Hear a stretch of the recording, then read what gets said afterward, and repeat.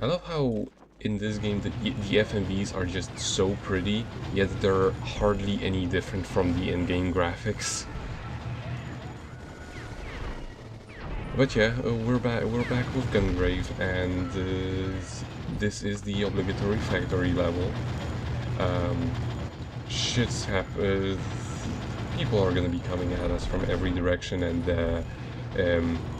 draw distance is rather short, but thankfully nobody has a range that expand beyond the rendering distance. They're actually nice about that. Of course. Well, no, some games are kind of like, oh, you can't see me, but I can because I am an AI, like an Omnicron. Oh, I know. Right? Yeah, that's this great game design. Oh, and you want to smash? You never have to reload in this game. I see. No. And you have to smash everything because that increases your beat meter, whatever that is, and that loads your skull gun. And when you have enough skull energy, then you can throw rockets. And when you throw rockets, you are invincible apparently, as you can see here. Nice. Just your usual type of I win attack. I do have a different one, but it's not quite as useful. It's an all-around attack that attacks everybody around you, but you don't really want to be standing in the middle of everybody, because that depletes. If you're in crossfire, that depletes your shield gauge very quickly, well. The other one, the other variation, which is just shooting things right in front of you, is pretty much a screen clear anyway. But yeah, there is one thing I forgot to mention. You can also quick turn, but I always forget that is an option. You turn quickly enough that it doesn't really matter as much, for me, at least. Well, I did say that this game doesn't run like shit compared to the Sega Dreamcast ports. I said compared to the Sega Dreamcast ports. There is still a lot of slowdown, but it's the kind of slowdown I'm fine with. It's like when there's literally too much shit going on, and it's kind of cinematic that way. Maybe not intentional, right, but still, it's quite spiff. It's like, would you have that moment without a slow-mo? It's like Matrix over here. All it does is make you look cool. Exactly. Oh, and also when you walk around the environment, your coffin actually does not clip through them. It actually moves around the environment. Yeah, it's like, it scratches against it. It's pretty neat detail. They absolutely didn't need to put in there, but hell if it ain't making it cooler. And go by. And all those people just fell to their doom. You see? The coffin attack is pretty useful, because I wouldn't be able to do that with my gun. Well, there aren't too many options to combat. All of them are utilized very much.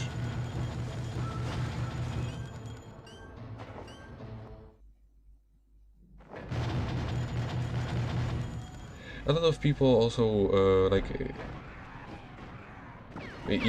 best time to pose. I don't know what the pose button does actually, other than make you look cool. You look cool. Yeah, exactly. It's like half of this game is just looking cool. No, actually, it's like 75%, and then it's just pressing square alt. And these aren't smashables. Source. But yes, something I forgot to mention, I am using a widescreen fix for this game.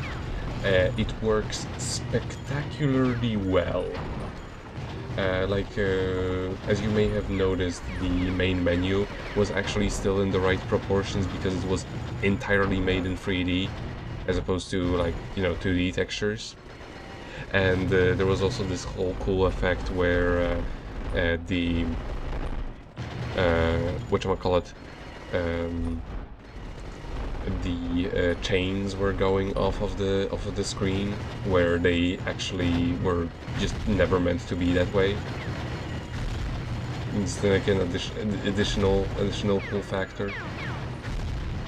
I'm not exactly supposed to be doing this. They're supposed to attack me way later, but you know, you can take care of them earlier, or they have a harder time aiming at you. I like that you can actually shoot bullets out of the air too, I've noticed. Yeah, you can shoot down the rockets, I believe. And bullets, I can hardly tell what's going on in this hell and chaos. But yes, it may not seem like this game's super hard, and it really isn't, but the enemies can still very easily kill you. I will show off a few of the deaths, you know, just to show off how the game treats that.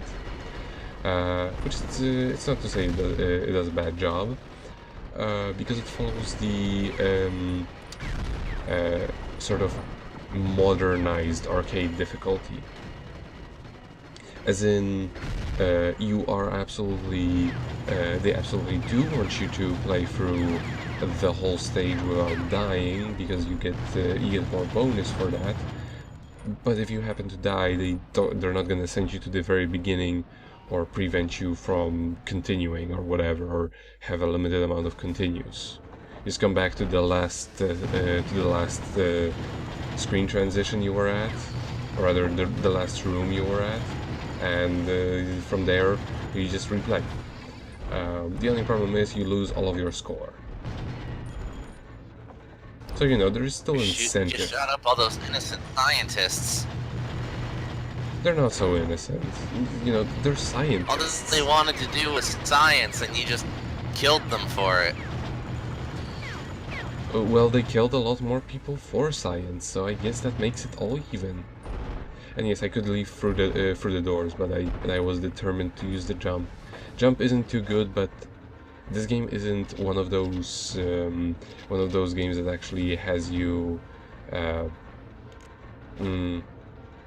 you know how almost every DMC clone on the PlayStation 2 had to have some kind of stupid bullshit like puzzles or platforming segments in fixed camera angles and shit like that. Good job, Nico. You showed that wall who's boss. Now I showed it was who's the boss. In any case, what I mean is, you know, those things that just hold all of the action and just really do not fit the whole thing, where it's like, I can move the mountains with my gigantic manly muscles, but I have to push this block very slowly and carefully to push on top of this button. Now, this game doesn't do that. This game is just pure action. Just what you see is what you get, and there is no like in between added content that really didn't need to be there, which is part of the reason why it's so short. Did you just blow up a bunch of test tube babies? They were made of science, aka evil. That's fucked up. I just ended their suffering early. Bam.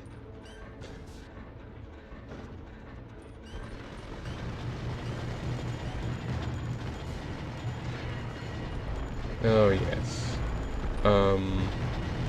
This game also has like some really nice looking texture work for what you've come to expect from the PS2. I mean, part of it is thanks to the resolution it uses, which is the typical early PS2 field rendering, which means it's only half of its correct resolution, and uses optical illusion to make you feel like there is actually more to it. I keep trying to blow off these rockets from the sky with my coffin, but that just does not work. Don't just press a button, just shoot the damn console. That's how you advance the plot, and that is the extent of what could be considered a puzzle in this game. Pressing a thing by blowing it up with your guns. Of course. Now here is a very weird boss, because all you really need to do is shoot that one guy, but you can't really very well target him because he's behind the thing and I cannot jump over it or blow it up. He's hiding behind cash registers. Those are invincible. They're more invincible than anything else we've encountered in this level. I know, right? And sadly, the mini-bosses in this game do not have a health bar. Sorry, they do not have a health bar. So I don't even know if I'm actually hitting him, because, you know, it's kind of hard to tell. Right. And of course I targeted the wrong thing. But yeah, here is a thing about the targeting system. They should have added some kind of an arrow, you know, like a different colored arrow that will be like, oh hey, this is what you will aim for if you press the target button. They don't have this, so it's just a crapshoot of who you're gonna be targeting at.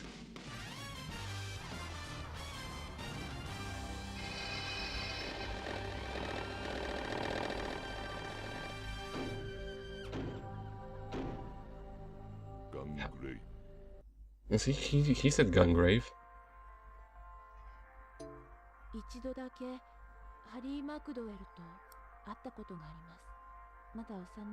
What do the rankings even do, now that I think about it?